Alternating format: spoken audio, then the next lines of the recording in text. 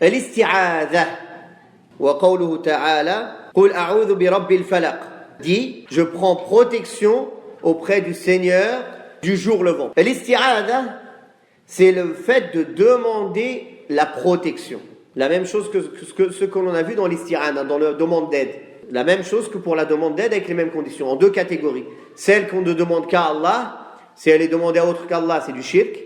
Et celle qu'on peut demander à une créature avec les conditions qu'on a précitées. C'est la même chose. Wa qawlu ta'ala, qul a'udhu bi rabbin nas. Donc il a cité aussi la parole d'Allah ta'ala, qul a'udhu bi rabbin nas.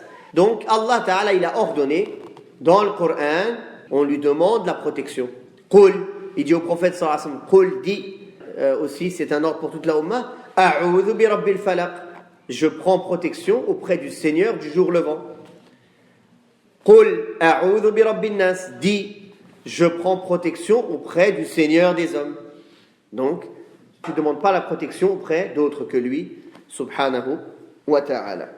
Amma, demander la protection, par exemple, comme les sahaba, ils faisaient quand ils étaient à la Mecque, et qu'ils étaient persécutés, et que chacun était sous la protection d'un noble de la Mecque.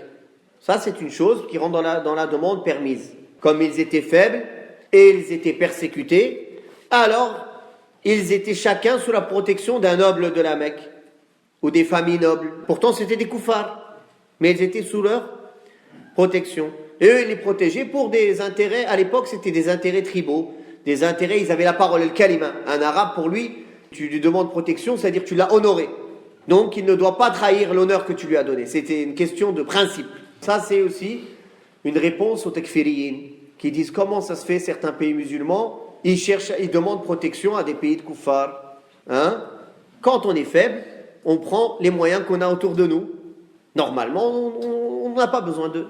Mais quand on est faible, c'est pas le même cas que quand on est fort. Quand les musulmans étaient faibles à Mecca, ils ont eu besoin que certains kuffars les protègent. Quand ils sont devenus forts, ils se sont passés des kuffars. Ils se sont passés de leur aide. Qui protégeait le prophète sallallahu alayhi wa sallam après Allah tabarak wa ta'ala? Mais Allah, il a choisi qui comme cause pour protéger le prophète sallallahu alayhi wa sallam quand il était à la Mecque? Son oncle Abu Talib, un kafir. Et d'ailleurs, quand il est mort, c'est là que c'est devenu de plus en plus difficile sur le prophète sallallahu alayhi wa sallam, parce qu'il n'était plus là pour le protéger.